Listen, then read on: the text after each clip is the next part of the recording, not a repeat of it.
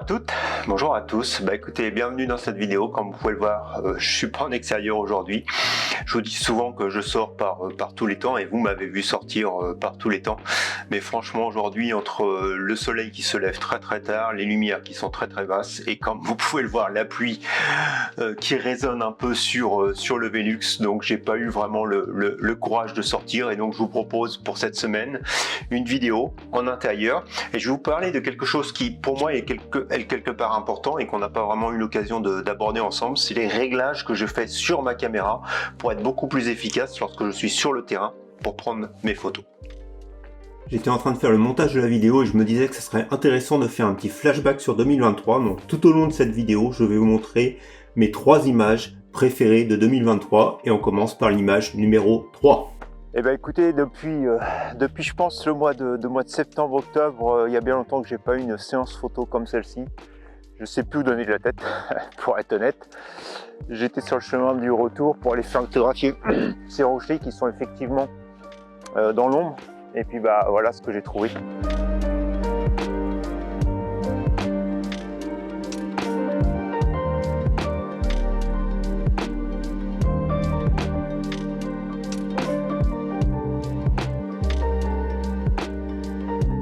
Alors comme vous le savez, donc moi je photographie en Nikon, ce qui risque de probablement, je dirais déjà partager les gens sur cette vidéo, mais en tout cas vous allez voir que tout ce dont je vais parler, si je vais vous montrer comment je le règle sur ma caméra Nikon, et vous allez retrouver à peu près les mêmes réglages quel que soit l'âge, je dirais, de votre caméra. Les réglages que je fais ici, je les avais déjà sur mon D700, donc on remonte quelque chose comme probablement 7-8 ans en arrière. Et si vous avez un appareil photo, que ça soit n'importe quelle marque, Canon et compagnie, vous allez retrouver les mêmes possibilités de réglage. C'est simplement l'endroit dans les menus qui va probablement pas être au même endroit. Donc je vous engage à aller regarder, soit lire votre manuel, soit regarder sur internet où vous pouvez trouver ces réglages si vous trouvez qu'ils sont intéressants pour vous à appliquer sur votre appareil photo. La première chose que je fais sur mes appareils photo, quel que soit d'ailleurs l'appareil photo, que ce soit celui-ci ici qui filme ou celui-ci que j'utilise pour les photos, donc j'ai exactement le même type de réglage. Alors vous savez que en fait sur la caméra, donc sur l'appareil photo, donc j'ai un petit bouton qui me met en position photo ou en position caméra. Mais voilà en fait ce qui se passe sur le dessus. Donc j'ai 3 menus qui s'appellent U1, U2, U3 qui sont accessibles par cette molette. Alors sur les anciens appareils Nikon, il faut aller dans les menus, mais c'est des programmes qui s'appelaient de mémoire A, B et C. Alors encore une fois, je ne sais pas comment ça s'appelle sur Nikon, mais il existe ces menus programmables qui vont en fait vous permettre de personnaliser votre caméra. Alors qu'est-ce que je fais? Donc on va regarder au travers des différents menus que vous avez ici. Donc le premier pour moi, donc le menu U1. Donc je vais vous montrer ce que ça donne à la caméra. Donc vous voyez, quand j'allume ma caméra, à chaque fois je me retrouve avec du 1/30 de seconde, un f8, un ISO 64 et puis donc une mesure qui est matricielle pour la lumière. Alors si je regarde un petit peu plus dans les détails que j'ai fait, dans les réglages que j'ai préprogrammés, donc je filme en RAW, j'ai une balance des blancs sur le nuageux, j'ai en fait la réduction de vibration, j'ai une mesure en fait j'ai une mesure du focus en fait qui est ponctuelle. Donc comme vous le voyez ici, donc sur un point sélectif qui est relativement large, on va dire. Et puis donc j'ai limité la réduction du bruit en fonction de la sensibilité ISO. Ce bouton là je vais le passer, donc on l'a vu, la mesure matricielle, et en fait le retardateur à 2 secondes qui est automatiquement en place, et une mise au point qui est donc non pas en continu mais par appui simple. Donc c'est à dire que en fait je fais la mise au point et la mise au point ne va pas bouger même si mon sujet bouge. Voilà ce que j'ai mis comme réglage. Donc ça c'est mon premier menu et c'est le menu que j'utilise lorsque je fais du paysage. Ensuite, donc je vais passer sur le second menu qui est le menu donc U2. On continue. Donc vous voyez qu'on a tout de suite changé. Je suis maintenant passé en F8.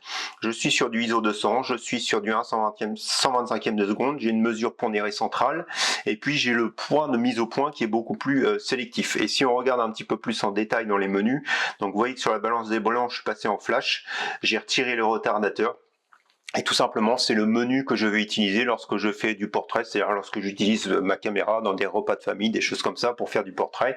Donc je sais qu'en me mettant sur l'UI2, pouf, j'ai déjà quasiment les bons réglages pour pouvoir faire ma photo. Et encore une fois, je suis donc en autofocus ponctuel. Enfin ponctuel, non continu, je sais plus comment on appelle le mode. Et puis donc si je passe carrément en U3, donc là vous voyez que mon ouverture elle est passée enfin pas la plus grande parce que je peux aller jusqu'à 2 bits, mais je l'ai mis à F4, je suis passé au 1/2 centième de seconde sur ma vitesse. J'ai toujours la mesure pondérée centrale et vous voyez que ma sensibilité cette fois-ci je l'ai mis en ISO auto. Et si on regarde dans les détails, et ben en fait j'ai sélectionné une zone de mise au point qui est automatique, tout simplement parce que c'est le réglage que je vais utiliser lorsque je vais faire de la photo animalière. Et vous voyez que cette fois-ci mon autofocus je l'ai passé en continu. Alors je vais être honnête avec vous, le Z7 c'est pas forcément le meilleur des appareils photo pour la photographie animalière.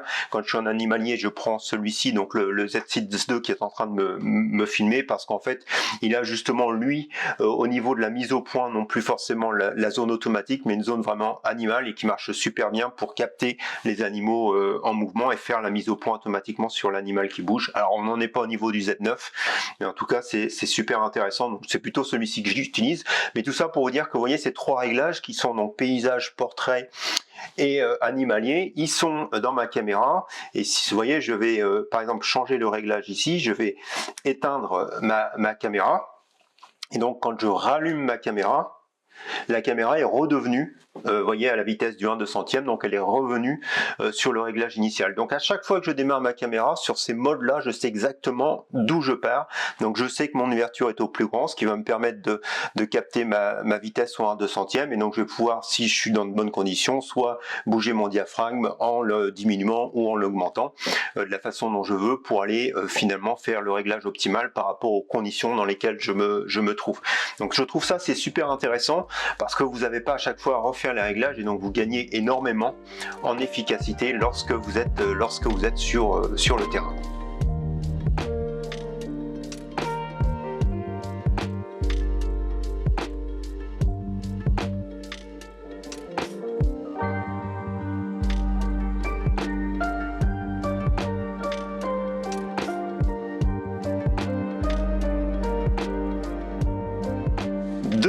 Deuxième chose que je fais sur mon appareil, donc lorsque je vais prendre ma caméra, ma nouvelle caméra, je vais en fait régler les boutons. Alors là par contre, c'est des choses qui sont pas forcément aussi flexibles sur toute la caméra, mais il y a au moins un premier réglage que vous allez pouvoir faire sur votre appareil photo. Et donc c'est celui en fait qui va vous permettre de faire le réglage en fait de votre bouton autofocus. Donc on va aller chercher les commandes, je vais y arriver. Donc voilà, donc alors effectivement, comme je vous disais, suivant le type de caméra, probablement que vous n'avez pas tous ces boutons qui sont programmables, mais sur celui-ci, donc c'est le cas, mais il y en a au moins un qui est programmable, c'est le fameux bouton autofocus. C'est-à-dire qu'en fait, lorsque je suis sur le terrain, je ne fais pas l'autofocus avec le bouton classique ici, mais avec le bouton iPhone. Si j'appuie sur le bouton autofocus ici chez moi, je ne vais faire qu'une seule chose, prendre une image, mais je ne vais pas faire le réglage du focus. La mise au point, elle se fait uniquement avec ce bouton iPhone. Donc j'avais déjà fait un petit short où je vous avais montré comment le programmer. Alors pourquoi c'est intéressant d'avoir l'autofocus sur ce bouton et non pas sur le déclencheur? C'est parce que je vous ai montré dans une vidéo précédente, je crois que c'était vers le mois de septembre, on avait fait une vidéo où je prenais un panorama, on avait fait beaucoup de panoramas d'ailleurs sur cette sortie-là. Et donc lorsque vous faites des panoramas, vous n'avez pas envie que à chaque fois que vous allez bouger votre appareil photo, la mise au point change au moment où vous déclenchez votre image. Le fait de l'avoir sur le bouton iPhone, donc vous pouvez faire votre mise au point sur l'image, la première ou l'image du milieu en fonction de ce que vous voulez mettre au point. Bougez votre appareil photo et la mise au point va rester au même endroit, elle ne va pas bouger. Alors vous allez me dire, vous pourriez le faire en passant manuel sur l'objectif. C'est tout à fait exact. Ce que j'aime bien avec le bouton iPhone, c'est que quelque part vous avez un genre de verrouillage électronique de l'autofocus, alors que quand vous êtes en manuel, si par exemple vous mettez quelque chose sur votre lentille, ou si vous touchez un petit peu à votre lentille, vous bougez un petit peu la mise au point. Je veux dire, la mise au point va être plus facilement perturbable si vous êtes passé en manuel sur vos objectifs que si vous êtes resté donc en électronique avec la mise au point sur le bouton iPhone. En tout cas, si vous êtes relativement attentif sur la façon dont vous allez bouger votre appareil photo, il n'y a pas de problème, vous pouvez utiliser deux, mais je trouve que d'utiliser le bouton iPhone, personnellement, moi ça m'aide à être beaucoup plus précis sur ma mise au point et donc ne pas avoir de mise au point qui bouge lorsque je fais mon image.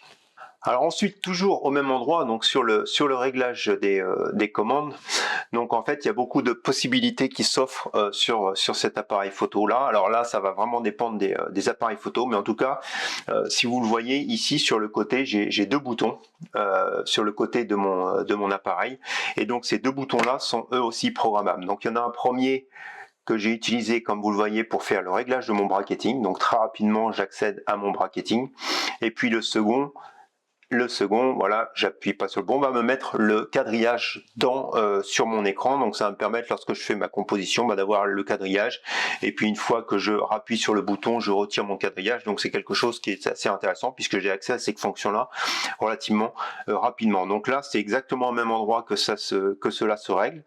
Donc vous allez, hop, je suis parti trop loin, vous allez dans commande, définition des réglages, et donc ici vous avez ce fameux bouton pour régler le quadrillage, et puis le bracketing, donc c'est le deuxième bouton. Alors ce qui est assez intéressant, c'est qu'il vous met exactement les boutons où ils sont.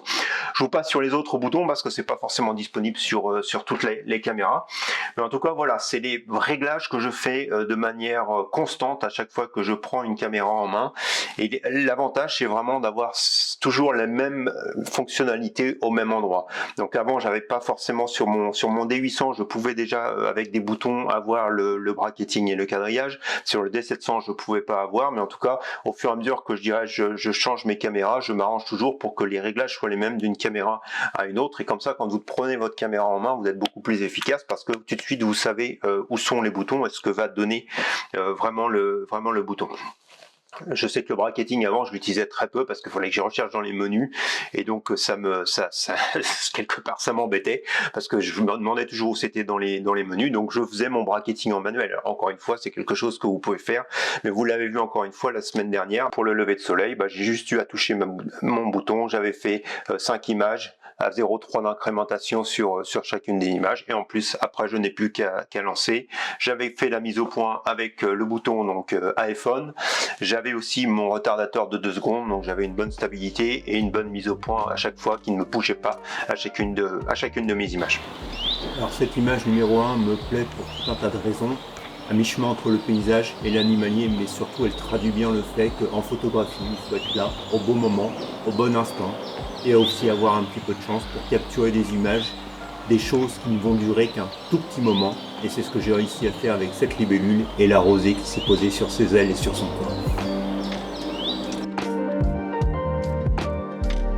Voilà, une vidéo plus courte que d'habitude, différente de d'habitude, mais en tout cas j'espère qu'elle vous aura donné tout un tas d'idées pour faire les réglages sur votre caméra. Et puis si la semaine dernière à Noël vous avez eu un appareil photo, et c'est probablement le bon moment de regarder tous ces réglages avant de sortir sur le terrain.